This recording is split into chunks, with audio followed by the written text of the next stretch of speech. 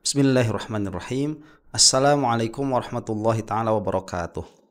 Alhamdulillahirabbil alamin wa sallallahu ala sayyidina Muhammadin wa ala alihi wa sahbihi wasallam, amma ba'du. Masih rame mengenai podcastnya UGM karena implikasinya itu amat sangat banyak sekali. Kita melihat di dalamnya itu problem demi problem demi problem.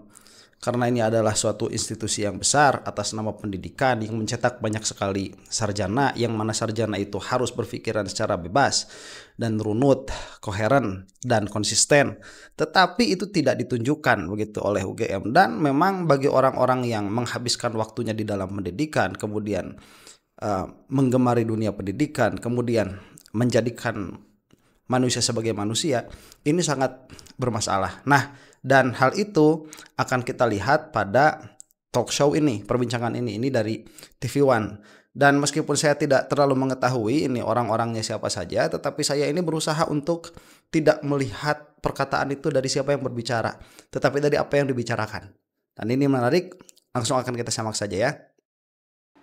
Anda kembali di Apa Kabar Indonesia Malam, pemirsa. Saya akan langsung ke Bang Lecu ya. Bang Lecu, mungkin boleh ditanggapi tadi, termasuk juga Anda melihat ke depannya kasus ini akan seperti apa? Akankah seperti pertanyaan yang tadi kita dengar sama-sama ya, ini akan membahayakan tanda kutip posisi dari Suryo CS dan yang lain-lain? Baik. Yang pertama saya sampaikan di sini, perlu saya tegaskan juga bahwa saya tidak mewakili UGM ya.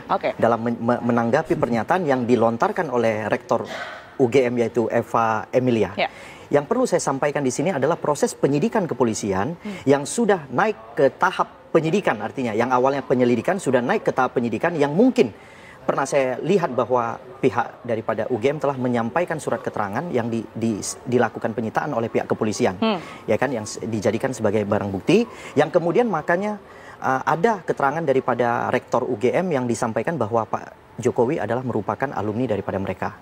Nah, perlu saya tegaskan di sini karena ini tahap penyidikan. Jadi sebenarnya tahap penyidikan ini adalah kemampuan daripada penyidik itu sudah luas, sudah tidak dibatasi lagi. Artinya segala sesuatu boleh dilakukan oleh penyidik untuk mencari barang bukti. Nah, untuk mengumpulkan barang bukti serta untuk melengkapi barang bukti nantinya. Jadi tanggapan saya terhadap apa yang disampaikan oleh Rektor UGM itu sebenarnya menurut saya sudah tepat. Karena kenapa? Sebelum tanpa bukti ya, Bang? Walaupun belum dibuktikan secara faktual. Itu yang perlu saya sampaikan. Tapi saya yakin nantinya ketika di pengadilan pasti Rektor UGM akan menyerahkan bukti-bukti yang mereka anggap atau mereka klaim sudah faktanya sudah benar adanya. Seperti itu. Sebentar, ini Bang Lecu ini siapa saya tidak tahu. Kemudian bukan akan diserahkan, itu sudah diserahkan ya. Dan memang proses ini akan berlaku sebagaimana yang disebutkan oleh narasumber ini apabila memang kepolisian itu bertindak dengan benar sebagaimana seharusnya. Tapi kan kita tahu ya, saat ini kita punya trust issue dengan polisi. Itu permasalahannya.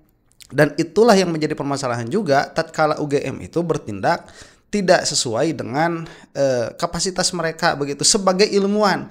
Jadi terkesannya sangat politis sekali, seolah-olah itu tidak dilihat begitu. Berbeda dengan akademisi-akademisi yang lain seperti Prof TB itu ya, bukan profesor beliau itu, seperti Pak TB itu dari UI Watch itu juga banyak sekali yang mereka itu bisa berpikir lebih objektif dan bisa melihat semua dalalah begitu, semua dalil, semua petunjuk kepada apa yang sebetulnya atau kira-kiranya terjadi di dalam kasus ini. Menurut saya kita tunggu saja sampai ke pengadilan. Jadi kita jangan memberikan informasi yang bias kepada masyarakat. Jadi saya meminta kepada seluruh lapisan untuk kita sama-sama menunggu proses melengkapi berkas oleh penyidik untuk nantinya diserahkan kepada pihak kejaksaan. Seperti itu. Tapi kalau kita bedah satu persatu begitu ya Bang Lecu ya, kita ingat bahwa poin pertama yang kemudian disampaikan oleh Rektor UGM ini bahwa data-data yang kemudian ini diberikan oleh UGM terhadap Jokowi ini adalah otentik begitu ya, tidak bahkan menyebut asli. Anda menyoroti juga berkaitan dengan hal ini? Dari pihak UGM sudah mengklaim ada 10 alat bukti yang mereka sudah sajikan kepada pihak penyidik. Jadi saya rasa udah cukup menurut saya. Oke, sebentar ya. Kalau misalkan tunggu proses penyidikan, udah nggak usah datang ke acara-acara talk show kayak gini. Bukan penyidikan, pengadilan begitu ya, nggak usah datang. Ini yang disebut kontradiktif begitu. Jadi kalau misalkan mau memberikan penjelasan ya berikan penjelasan, kalau tidak mau memberikan penjelasan ya jangan memberikan penjelasan. Memberikan penjelasan kemudian menyuruh orang lain untuk menunggu sampai proses persidangan, itu adalah kekonyolan begitu. Karena pada akhirnya tidak akan terjadi pressure dari publik dari keanehan-keanehan yang mungkin terjadi dan amat sangat jelas terjadi begitu. Meskipun kejadiannya ya tadi harus menunggu proses persidangan jika begitu ya proses persidangannya memang fair. Sudah cukup untuk membuktikan bahwa Jokowi itu adalah merupakan alumni daripada UGM. Oke, tanggapan Anda, Bang Jamada? Oke, Mbak Tiara sama rekan Lecu, saya kembali dulu ya karena topik yang utama malam hari ini katakanlah tentang pernyataan atau video dari Rektor UGM. Betul. Saya mau kasih tahu, ini bukan ngajarin UGM nih, tapi jujur saja ya. UGM itu nomor 2 di Indonesia, terbaik. Nomor 1 saya nggak tahu ya. Di Asia itu peringkat atas. Ingat tuh. Poinnya? Nggak disebut juga peringkat berapa. Aku dapat data tadi siang mau ke sini. Kemudian di dunia peringkat 234 sampai 239. Langsung ke poinnya, Bang Jamada. Oke, poinnya adalah jangan lupa bahwa UGM ini ada undang-undang yang menaungi. Sebentar ya, ini pembawa acara biarkan dulu ini yang harus ada justru apa? Landasan bagi natijah, landasan bagi proposisi yang akan diajukan. Jadi jangan poinnya, justru yang penting itu ini. Data-datanya dulu, landasannya dulu. Ini disebut mukadimahnya sebagai susunan untuk proposisi yang akan diberikan supaya nanti tidak terjadi perdebatan lebih panjang lagi. Kalau misalkan proposisi tanpa di bawahnya itu ada data begitu ya, ada landasan datanya, nanti banyak pertanyaan begitu. Jadi argumen sebelum dakwah itu lebih bagus daripada dakwah dulu kemudian argumen. Juga peringkat berapa? Aku dapat data tadi siang mau ke sini. Kemudian di dunia peringkat 234 sampai 239. Langsung ke poinnya, Bang Jamada. Oke, poinnya adalah jangan lupa bahwa UGM ini ada undang-undang yang menaungi. Undang-undang 12 tahun 2012.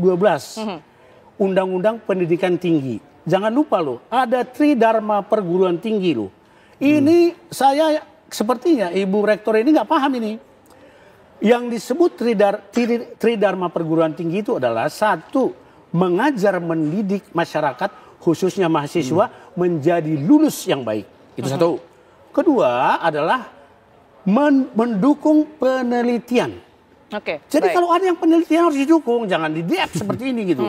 Ketiga, pengabdian masyarakat. Berdasarkan Tridharma itu, Tridharma perguruan tinggi itu sekarang dibuat ekspos seperti itu nggak masuk ke Tridharma perguruan tinggi ini gitu. Sebelah mana yang tidak sesuai menurut Anda? Sebentar ya, ini akhirnya kan loncat tuh. Padahal Bapak ini mau memberikan fondasi argumennya dulu untuk sampai ke sini. Saya jadi menyesalkan begitu. Ini host bagaimana? Jadi tadi itu ya 3 poinnya ini sangat menarik sekali. Kita teruskan dulu sebentar. Itu pengabdian kita ke masyarakat, seharusnya menginformasikan apapun ke masyarakat, karena kasus ijazah palsu ini quote unquote sudah sangat rating nomor 1 di Indonesia gitu loh. Seharusnya kalau mengatakan ini harus komprehensif, seperti dikatakan tadi, harus panggil. Jika perlu panggil Pak Jokowi juga, konferensi pers. Jika perlu panggil kami juga. Tapi itu nanti sudah ada pengadilan yang kemudian akan mewadahi itu semua. Itu masih jauh. Sekarang banyak bibir-bibir ya, nanti penyidikan, tersangka, ditahan segala macam. Nanti di pengadilan ada dibuktikan. Waduh, sudah berapa pengadilan kita lewati, Mbak Tiara? Oke ya, sampai sini dulu. Saya mau melihat dulu yang 3 perkara ini ya, yang disebutkan oleh Bapak ini. Ini sangat menarik sekali dan saya tidak terlalu tahu banyak tentang undang-undang pendidikan begitu. Kemudian apabila ini memang ada dan beliau tadi menyebutkan ini memang ada tugas-tugas universitas seperti apa, yang mana diantaranya adalah pengabdian terhadap masyarakat, dan yang jangan sampai lupa itu bahwa universitas itu untuk mendidik masyarakat, khususnya mahasiswa begitu. Karena mahasiswa ini kan ya bayar, dia itu menjadi bagian dari sistem dan organisme lah kita katakan begitu ya, institusi tersebut. Tetapi masyarakat juga jangan sampai dilupakan. Nah, sehingga ya kalau kita misalkan melihat di universitas-universitas yang masih memegang prinsip itu, kita akan bisa melihat masyarakat itu masih bisa ikut kelas secara gratis. Cuman mereka mungkin tidak akan bisa mendapatkan ijazah, tetapi kelasnya itu terbuka luas dan itu bisa diikuti secara gratis. Dan ini adalah memanusiakan manusia. Akses pengetahuan itu harus terbuka secara lebar begitu. Terbayang oleh kita misalkan begitu ya, apabila pelajaran-pelajaran kedokteran itu tidak hanya tertutup di dalam kampus saja, tetapi dia itu bisa dibuka aksesnya secara lebar. Meskipun tidak semua orang nanti akan mempunyai lisensi sebagai dokter, tetapi kita itu akan terbuka pengetahuan kita tentang kesehatan. Dan inilah kan kemanusiaan itu seharusnya di situ. Perkembangan, kemajuan, pengetahuan kemanusiaan itu harus kembali lagi kepada manusia. Bukan ini kok sekarang malah orang ingin memanfaatkan pengetahuan itu harus keluar uang dulu, harus bayar dulu, yang mana miris sekali sekarang juga kita di rumah sakit misalkan tatkala ada orang sakit masuk ke rumah sakit ingin penanganan medis tetapi harus menunggu dulu ada duit, itu kan lucu begitu. Dan ini memang sistemik, dan yang mana saya katakan bahwa ini diwakili betul oleh UGM saat ini. Apa yang diwakili betul itu? Tidak adanya pendidikan kepada masyarakat. Yang mana padahal di dalam Tridharma pendidikan itu seharusnya itu menjadi prinsip fundamental bagi setiap lembaga pendidikan. Dan itu tidak ditunjukkan sama sekali oleh UGM. Itu yang paling penting begitu. Kemudian kalau misalkan tadi ditanyakan, tunggu proses persidangan, itu bukan bukan sikap yang diambil oleh sebuah lembaga pendidikan sekelas UGM yang tadi disebutkan di Indonesia adalah kedua. Satu dunia itu masih masuk 500 besar, masih masuk 300 besar. Ini 300 besar sudah melakukan pengkhianatan terhadap pengetahuan seperti ini. Ini menyedihkan begitu. Malah menyamakan respon satu lembaga pendidikan institusi terbesar di Indonesia salah satunya dengan respon yang diberikan oleh pengacara atau pihak yang pro Jokowi. Ini sangat lucu sekali begitu, menyedihkan. Ya, Bambang Tri dan Gus Nur sudah masuk penjara gara-gara ini. Masih ada korban lagi. Masa si Tega yang punya ijazah ini, quote and quote palsu ini. Saya kira jangan dong menghukum rakyatnya. Tadinya itu tahap pertama ya, Undang-Undang Nomor 12 Tahun 2012 tentang pendidikan tinggi itu menjelaskan pasal 48 ayat 1 tentang Tridharma perguruan tinggi. Mendidik, mengajar masyarakat lulus baik. Kedua, mendukung penelitian. Ketiga adalah pengabdian masyarakat. Ini seram loh ini. Oke, baik. Waduh, baik. ini luar biasa. Saya ke Bang Lecu. Bang Lecu, seperti yang tadi sudah dikatakan begitu ya, ini sebelum semua kusut, sebelum semuanya semakin keruh gitu ya, betul. Kenapa sih tidak diselesaikan saat ini terlebih dahulu dari pihak UGM, setidaknya dengan menghadirkan bukti yang mereka miliki begitu, berupa ijazah dan juga alat pendukung lainnya? Baik. Ini perlu saya tanggapi secara faktual bahwa tahap penyidikan telah dilakukan penyitaan terhadap 2 ijazah. Oke, tapi kopinya mungkin? Ya, kopinya mungkin UGM dipegang oleh UGM, ya kan? Tapi artinya begini, tidak mungkin lagi akan dipublikasi secara faktual terkait dengan ijazah yang dipegang, baik itu fotokopi maupun cuman foto atau apapun itu. Karena kenapa? Yang aslinya sudah dilakukan penyitaan oleh pihak kepolisian. Ada 2 ijazah yang dilakukan penyitaan oleh pihak kepolisian Polda Metro Jaya. Yang pertama adalah ijazah S1, yang kedua adalah ijazah SMA. Bahwa terkait dengan puslapor hasil daripada proses penyelidikan yang lama terkait dengan laporan rekan-rekan terlapor ini dan TPUA yang melaporkan Pak Jokowi itu telah dihentikan, dan hasil daripada puslapor sebelumnya itu mengatakan ijazah S1 Pak Jokowi adalah asli. Sehingga menurut saya tidak perlu lagi pihak UGM untuk mempampangkan atau memamerkan secara publik terkait dengan ijazah yang mereka miliki. Oke, sebentar ya. Ini pertanyaan oleh host itu seharusnya ditanyakan kepada pihak resmi dari UGM. Karena ini pertanyaan yang hanya bisa dijawab oleh pihak dari UGM, tidak bisa dijawab oleh cheerleadernya begitu. Ini kan dia cheerleader tuh. Permasalahannya begini ya, cheerleader ini yang mana mereka itu bukan bagian resmi dari pernyataan UGM. Ini kok membela UGM sama membela Jokowi, ini kan udah kelihatan. Pada akhirnya mereka ini ingin jadi bagian untuk membela Pak Jokowi, tetapi memang tidak bisa masuk kepada bagian UGM. Karena mau tidak mau ya, untuk masuk jadi bagian UGM itu tidak mudah begitu, harus melalui jangka penyeleksian yang sangat ketat, yang sangat banyak. Jadi tidak bisa UGM tiba-tiba menunjuk yang bukan bagian dari institusinya untuk menjadi wakil di dalam permasalahan ini. Kemudian kalau misalkan yang diundang ini adalah bukan dari pihak UGM, pertanyaannya jangan pertanyaan seperti itu. Seharusnya ini hostnya jadi menggemaskan begitu ya. Dan jawabannya juga kan akhirnya terlihat formatif sekali. Dan ini ada bocoran, bukan bocoran ya, salah satu yang ingin saya highlight juga di sini, bahwa tadi dia mengatakan yang mana seharusnya tidak dia katakan ya, karena dia bukan wakil UGM begitu. UGM itu sudah menyerahkan 2 bukti yang sudah tidak bisa ditunjukkan lagi oleh UGM. Jadi memang ini ada upaya lepas tangan begitu ya, dalam pengertian bahwa sekarang sudah tidak bisa lagi mengaitkan perkara ini dengan UGM dengan dalil, bukan dengan dalil, dengan dalih bahwa UGM ini sudah memberikan ijazah yang asli, yaitu ijazah S1 dan S1 dan S3 ya, SMA. Kepada siapa? Kepada pihak kepolisian, yang padahal kan pihak UGM tidak memiliki ijazah asli. Ijazah aslinya kan ada di Pak Jokowi begitu, yang ada di UGM-nya itu bukan ijazah yang aslinya kan, itu dicetak satu diberikan begitu kepada siapa, Pak Jokowi. Ini repot ya. Mereka pegang ya.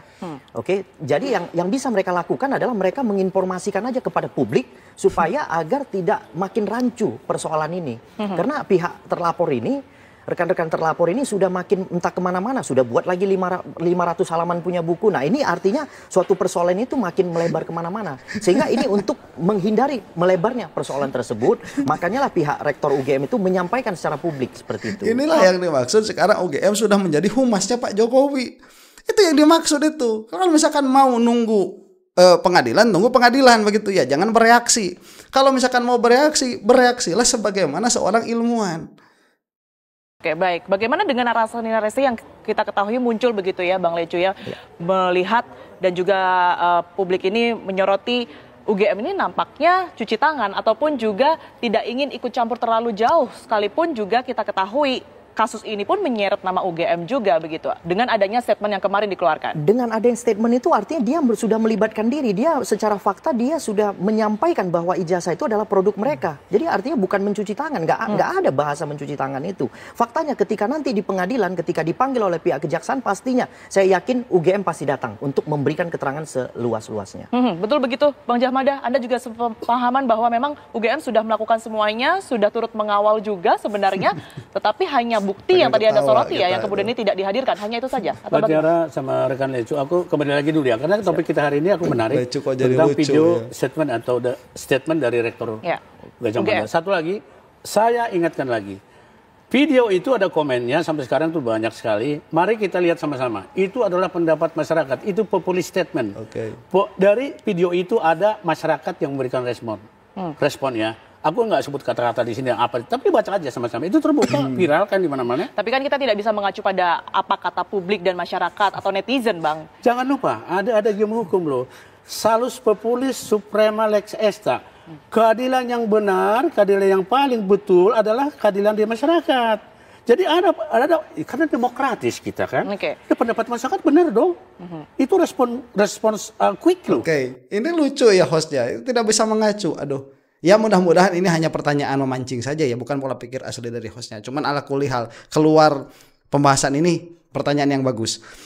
Jadi ada perbedaan ya. Ini adalah website UGM resmi. Ini bukan websitenya Refli Harun misalkan, atau misalkan bukan website channel YouTube ya. Ini bukan channel YouTube-nya Refli Harun, bukan channel YouTube-nya Roy Suryo yang mana akan bermain di sana algoritma orang-orang yang memang kritis terhadap Pak Jokowi begitu. Atau misalkan ini bukan channel YouTube-nya siapa Ade Armando yang mana di situ secara algoritma akan terbentuk subscribers yang bentuknya itu adalah pro Jokowi. Tetapi adalah UGM netral yang mana kalau kita mau melihat algoritma yang netral seperti itu kolom komentarnya UGM tuh bisa dilihat. Insya Allah nanti akan kita bahas ya. Itu apa saja sih kok? Soalnya ini banyak sekali yang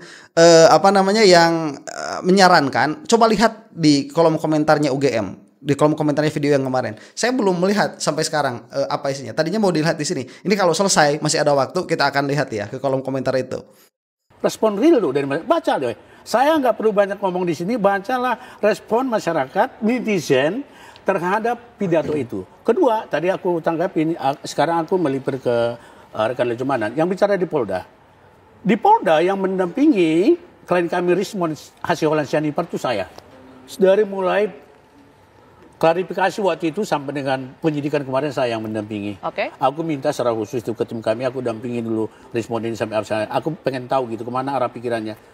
Pertama, saya tanyakan ke penyidik. Siap penyidik, saya nggak sebut namanya ya. Dengar-dengar dari kuasa hukum Pak Jokowi sudah disita ijazah aslinya. Izin sesuai dengan pasal 39 KUHP, namanya berita penyitaan terhadap barang bukti yang berkaitan dengan ini. Karena adalah latar belakangnya adalah ijazah palsu ini. Singkatnya apa jawaban penyidik? Ya nggak bisa jawab langsung, tapi saya desak terus. Karena itu pasal 39 itu kan perimbangan antara yang diperiksa dan yang memeriksa. Kita boleh dong. Intinya minta dihadirkan ijazah aslinya di situ. Ya kami pengen lihat gitu loh. Ya nanti diteliti nanti, yang penting ada nggak barangnya. Sampai Sampai maghrib itu tidak bisa diperlihatkan. Bahkan rekan kami sebelumnya yang diperiksa sampai jam 4 pagi itu pun tidak bisa melihat itu.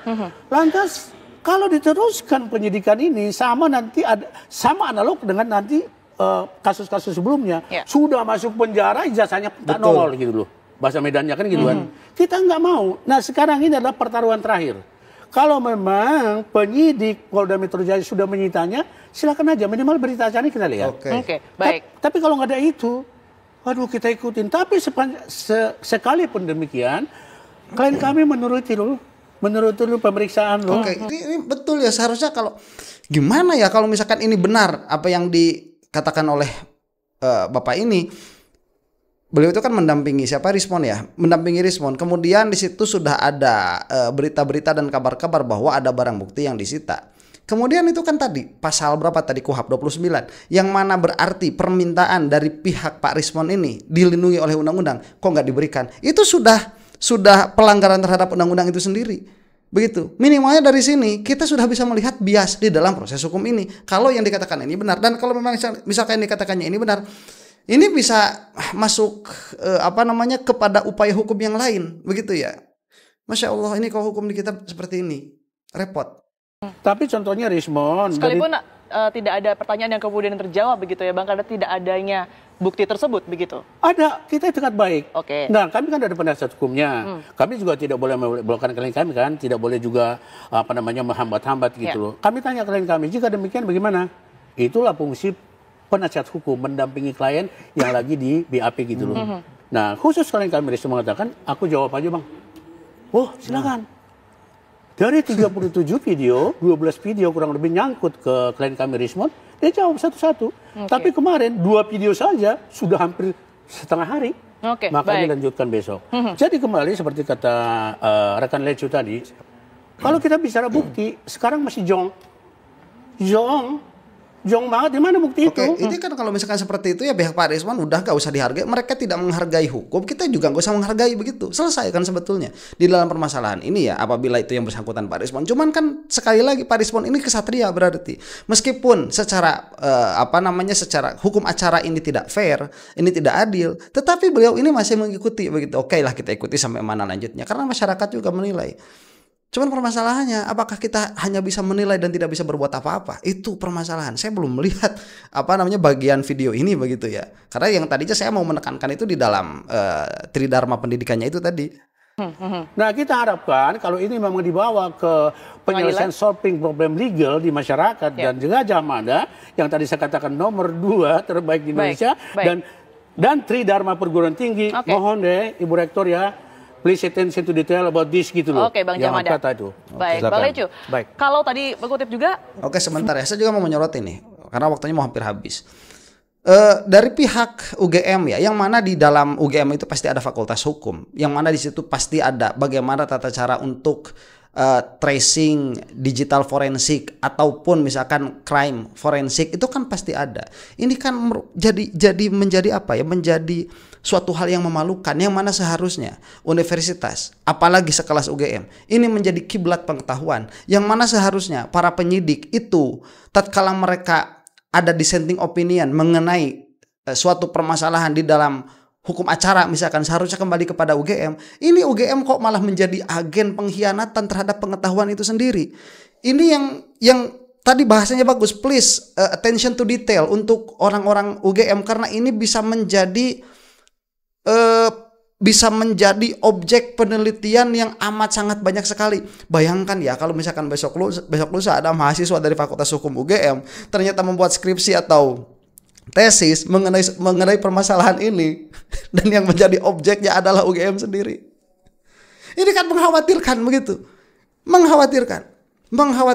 Entah ini adalah kerusakan pengetahuan dan kalau bagi saya begitu ya, urusan ijazahnya Pak Jokowi udahlah, itu urusan ijazahnya Pak Jokowi. Nanti siapa yang benar siapa yang salah urusan, begitu. Orang korban udah ada, yang di penjara udah ada, kemudian negaranya juga udah rusak, kerugian sudah banyak oleh Pak Jokowi ini. Tapi ini sendi yang paling manusia di dalam manusia, fondasi kemanusiaan kita, pola pikir, fondasi negeri kita, hukum itu diacak-acak. Ini yang lebih menyedihkan sebetulnya di dalam kasus ini.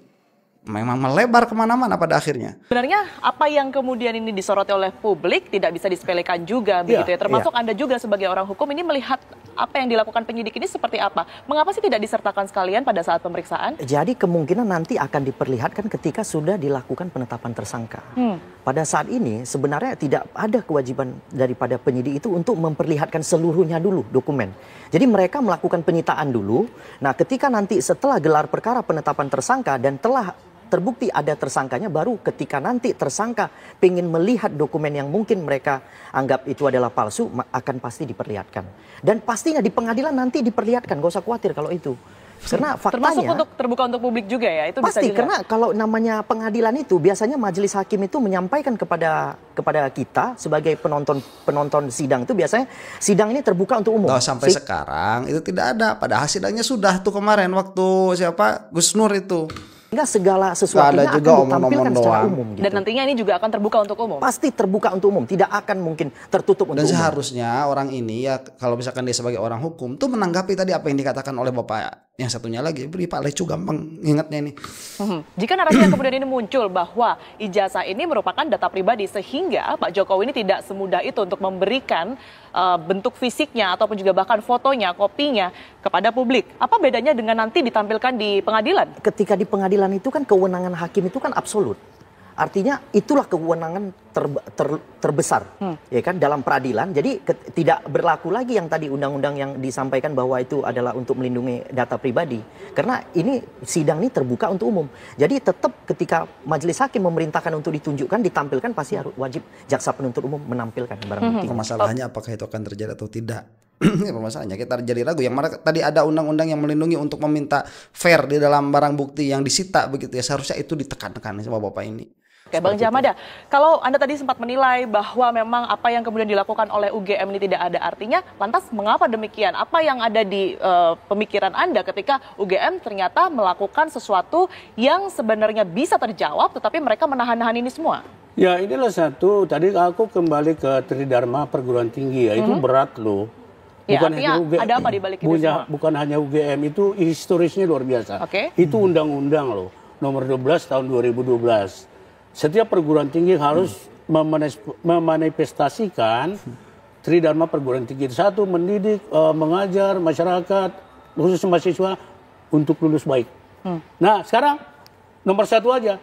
Kan problem nih. Oke, ini sepertinya harus saya sudahi dulu sampai sini, dan bagian yang ini akan menarik apabila kita melanjutkan begitu ya videonya. Cuman ala kulli hal, apa yang ingin disampaikan sudah tersampaikan, silahkan nonton videonya sendiri. Dan memang ini adalah suatu pengkhianatan terhadap pendidikan begitu, yang mana ini akan menjadi presiden buruk bagi mahasiswa-mahasiswa khususnya UGM. Dan karena UGM ini adalah universitas terbaik kedua di Indonesia, ini juga akan menjadi presiden yang sangat buruk bagi seluruh mahasiswa yang ada. Saya kira ini harus ada tindakan luar biasa atas keadaan ini, supaya mengembalikan nalar kritis mahasiswa dan mengembalikan pendidikan kepada asalnya, memanusiakan manusia, mencerdaskan manusia, bukan dikungkung, ditutup hidungnya begitu kayak sapi begitu ya. Mudah-mudahan kita semua diampuni oleh Allah Subhanahu wa taala. Wallahu taala a'lam bissawab. Assalamualaikum warahmatullahi taala wabarakatuh.